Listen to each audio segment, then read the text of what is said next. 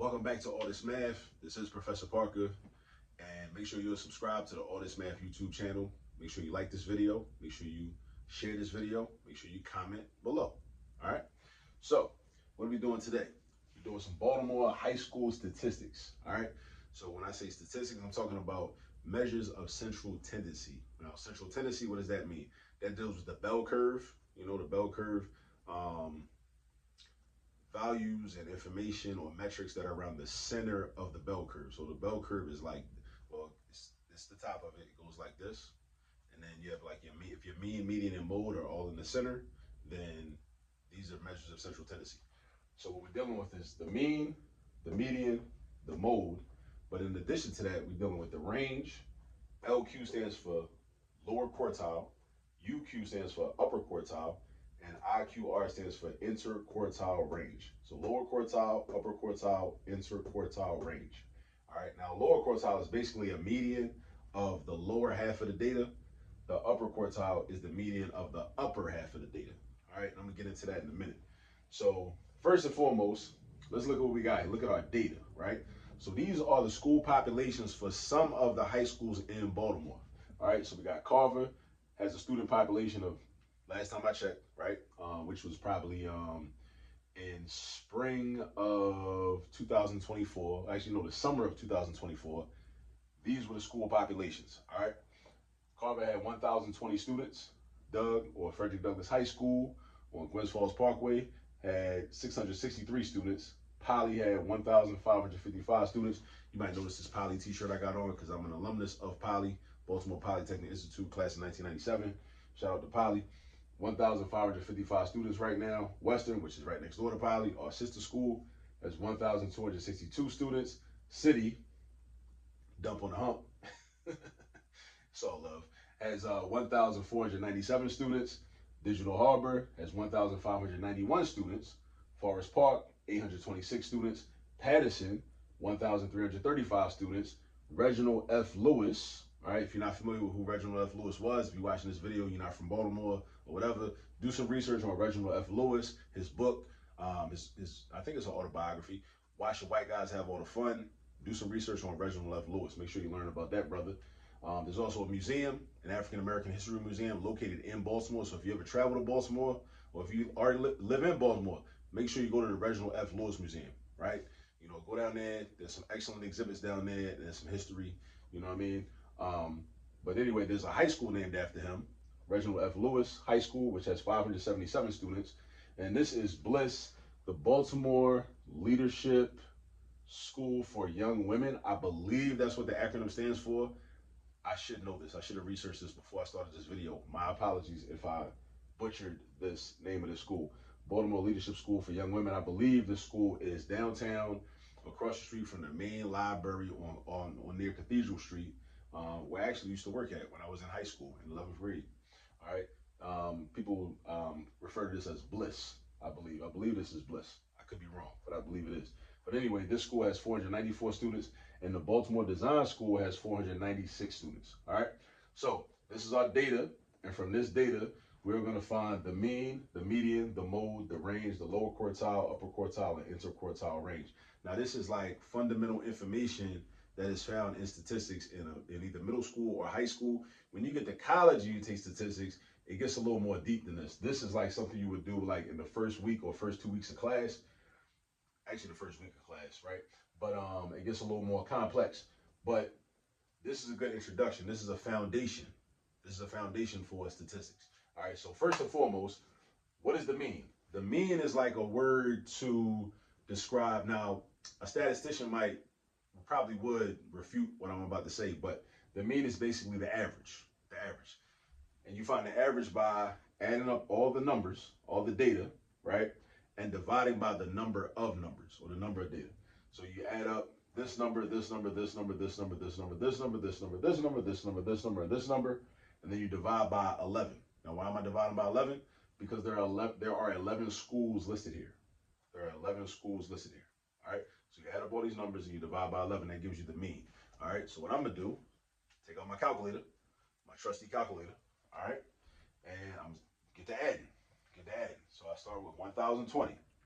You can add along with me if you're watching this video. 1,020 plus 663 plus 1,555 plus 1,262 plus 1,497 plus 1,591 plus 826 plus 1,335 plus 577 plus 494 plus 496. And then you find the sum of that, which is equal to 11,316. Let me write that down, actually. Let me write that down. 11,316. All right, so this is going to be 11,316. Then we're going to divide that by what? The total number of data, right? The total number of data. All right, the number of data is 11 because there are 11 schools here. So we're going to divide this by 11. And remember, a fraction is just a division problem. That's all a fraction is. The numerator is the dividend. The denominator is the divisor. Numerator is the dividend. Denominator is the divisor. All right, so we got 11,316 divided by 11, which equals 1,028.7. 1,028.7. So we're going to round to the whole number, right? Because we're dealing with people. We're dealing with human beings. We can't have a fraction of a person. So we're going to round this to 1,029. 1,029. So that means our mean is 1,029 out of these schools, right? Out of these 11 schools, the mean or the average number of students, the average school population out of these 11 schools is 1,029 students, all right? Notice how, you know, you got 1,591 students at Digital Harbor, and you got it as high as 1,591, but then you got it as low as 494 at Bliss, right? And this number should be around the middle in terms of the values, right? Now the median is the actual middle value, right? If you put the numbers in order, either from, like I've listed right here.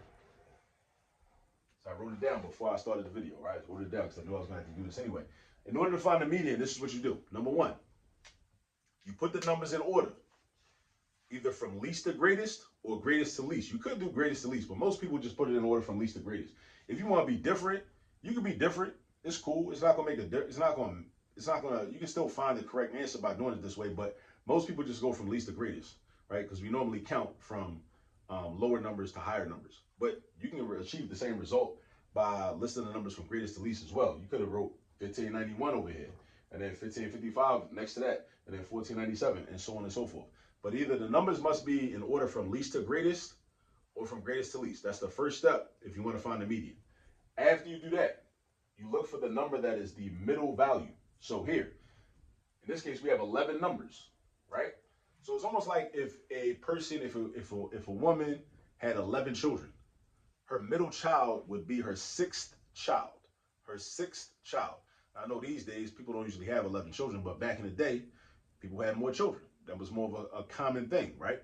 So her sixth child would be her middle child. So let's find the sixth child out of these numbers. First, second, third, fourth, fifth, sixth. 1020, right? So 1020 is the proverbial middle child. So let's circle that. Well, actually, I'm going to draw a box around this, right? 1020. That is the median. That's the median, right? The middle number, the middle value, the number, after you put the numbers in order, from least to greatest, or from greatest to least, the number that's in the middle. Because look, it's in the middle because there are 1, 2, 3, 4, 5. And there are 1, 2, 3, 4, 5. So it's 5 to the left, 5 to the right. 5 to the left, 5 to the right. So 1020 or 1020 is the middle number, or the median, like a median strip in the street, right? You got one side of the street, got the other side of the street. In the middle of the street, you might have a median strip. That's the median strip is in the middle of the street. So this 1020 is the median strip. It's in the middle of the street. This is the left side of the street. This is the right side of the street. This is the middle number. So the middle number is 1020. So notice how the median is very close to the value of the mean. All right, that's usually going to be the case. All right, quite often.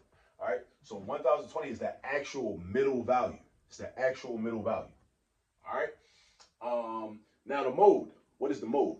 The mode is the value that shows up more than the other values. Now, sometimes there will not be a mode. Sometimes there might be 2 modes or 3 modes, right? Or maybe even 4. But in this case, in this data, there is no mode. You know why? Because every one of these numbers only shows up one time. every one of these numbers only shows up one time. And because every one of these numbers only shows up one time, no value shows up any more than any other value. And because no value shows up any more than any other value, there is no mode. So you would say either none or NA, which stands for not applicable. There is no mode. Sometimes it will be a mode. Like if two of these schools had 577 students, 500, and all the other schools had different values, different populations, then 577 will be the mode. If two of the schools had populations of 577 and two of the schools had populations of 826, that's called bimodal. Bimodal. That means you have two modes. Sometimes you can have two modes, right? Sometimes you can have three modes. You know what I'm saying? But in this particular case, in this scenario, with these 11 schools that I handpicked, right, and did my research on, there is no mode. All right, now the range. The range is probably the easiest information to calculate, because with the range, all you do is take the largest value and subtract from that the smallest value. So we're going to take the largest population, which is 1,591, and we're going to subtract the smallest population. So Digital Harper, we're going to subtract Bliss. So we got 1,591 minus 494. And I'm going to the calculator with it. So 1,591 minus 494 is equal to 1,097. That is the range. It's the range. It's the distance between the biggest value and the smallest value. The distance between the biggest value and the smallest value is 1,097. That's the range. All right. Now, the last three are the lower quartile, the upper quartile, and the interquartile range. The interquartile range is just the upper quartile minus the lower quartile. So that's pretty easy. That's basically, it's a range, right? So you do the same thing, except you're not subtracting the biggest value out of all the data minus the smallest value out of all the data. You're subtracting the upper quartile minus the lower quartile. But first of all, what is the lower quartile? The lower quartile is when you have the lower half of the data. Notice that this is the median. Of all the data, this is the middle number, or the middle value, 1,020, right? So then you have a lower group and an upper group. Lower group, upper group. Lower group, upper group. Once again, lower group and upper group. So out of that lower group, the question is, what is the median? Whatever the median is just of the lower group, that's your lower quartile. That's why it's called a lower quartile. All right? So we got a lower quartile. So we got 1, 2, 3, 4, 5 values. Again, think of a woman that has 5 children, right? Think of a family, 5 children. Mother, father, they have 5 children, right?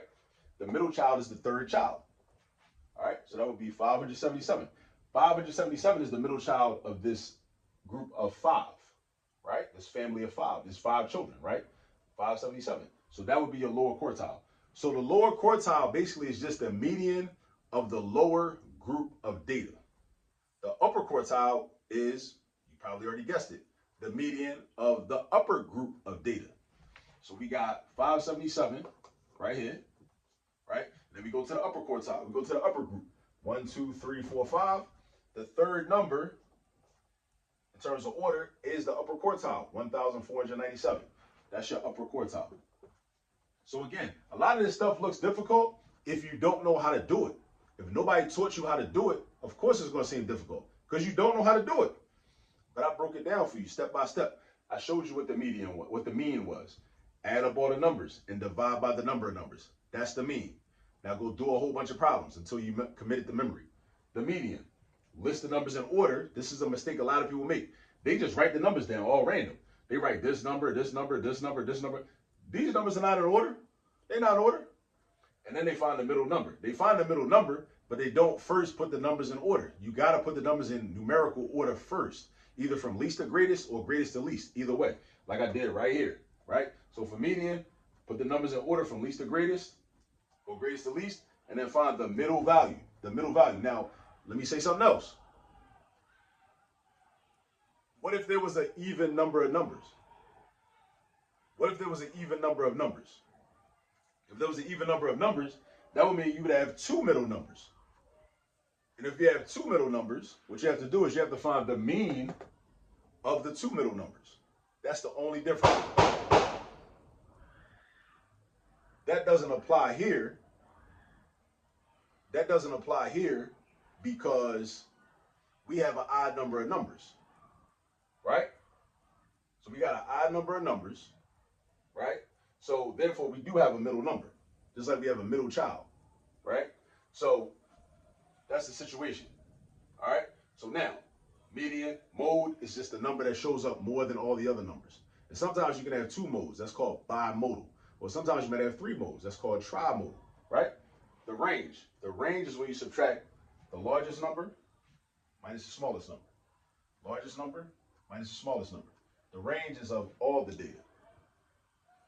Largest minus smallest. Lower quartile.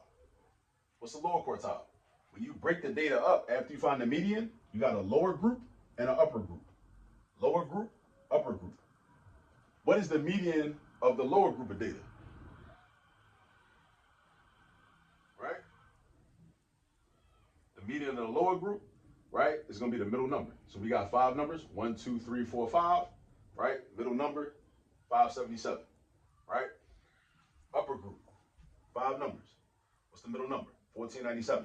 Now the IQR, the interquartile range, is the difference between not like up here, the largest number and the smallest number out of all the numbers, right?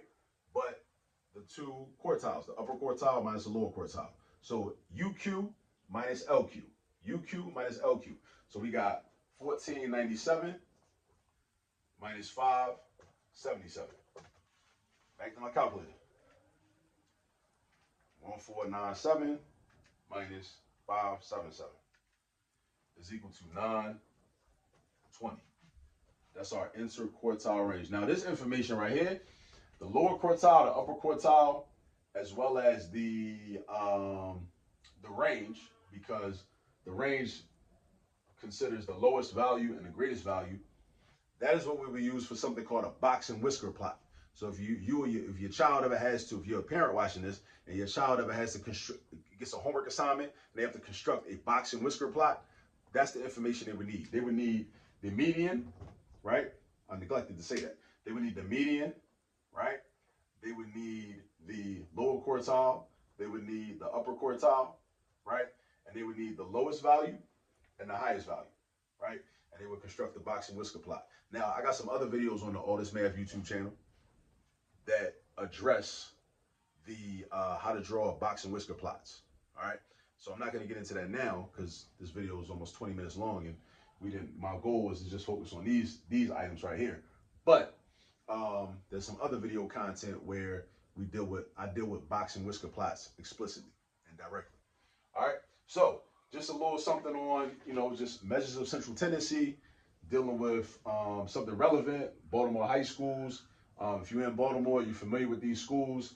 Some of y'all might have went to these schools. Some of y'all might know people that went to these schools. If you're in Baltimore, you know people that went to Carver, Doug, Poly, Western City, Digital Harbor, Forest Park, Patterson. Digital Harbor's a little new. That wasn't around when I was back at Poly, back from 93 to 97 for my 4 years at Poly. But Reginald F. Lewis is new. I think that was part of Northern. Northern was actually my neighborhood school. Bliss is a new school. Baltimore's design school is a relatively new school too. Patterson been around, Forest Park been around, City, Western, Poly, Doug, Carver, they all been around for a minute. But we can take, I use this data because I wanted to show us how we can take everyday data, things that are relevant to us, things that are all around us, and that we see all the time, and we can use it to better understand and practice with concepts that your children will be introduced to in school. Right? So we as parents, grandparents, uncles, aunts, whoever, we can basically practice these things on our own time. We can practice these things on our own time. So by the time when they get to school, your children, grandchildren, nieces, nephews, whoever, when they get to school, they can already be exposed. You know what I'm saying? They can already be exposed. All right? Because everyday life is our math curriculum. Everyday life. So if you somebody went to Carver, somebody went to Doug, went to Poly, went to Western, went to City, so on and so forth, right? You could use that to take the school population, find the mean, median, mode, range, upper quartile, lower quartile, interquartile range. That's what we can do. All right? So that's that. Now you've been introduced. Now go get some practice. I'll see you on the next video. Peace.